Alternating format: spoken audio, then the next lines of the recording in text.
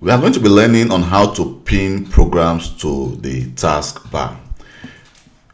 This is actually your taskbar in a Windows 11 operating system. Here on that, you can see we have some icons here on your taskbar. But pinning a taskbar button makes it easy to find and run favorite programs without the need to open the start or use the search box to find the program's shortcut.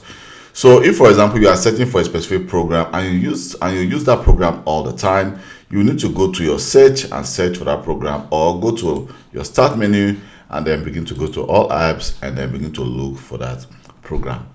But let's say, for example, I use the mail often and I don't want to be going all the time to my search menu to search for mail. What I can do is to right click, and then here we see we have more, and we can actually pin to taskbar. And you can see we have it here at the taskbar, and you can actually do that for other programs as well. For example, let's say I use Notepad a lot, which of course I use it at my workplace a lot.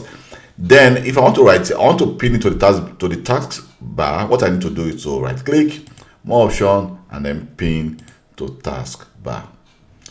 And again, if for example you think your taskbar is becoming very full and you want to actually remove some apps you don't actually use frequently, it's very, very simple. For example, I don't use the Microsoft Store often. What I can do is right click, and then you can see we have the option to unpin from the taskbar. Just click that and then it will disappear. And we also have the same, for example, I don't use File Explorer all the time. I'm just giving an example. We can decide to unpin from taskbar, and so you can actually make your taskbar look very clean by unpinning programs you don't use all the time and only allowing programs to be there that you actually use frequently. So this is how simple it is to actually pin these apps you see here to your taskbar.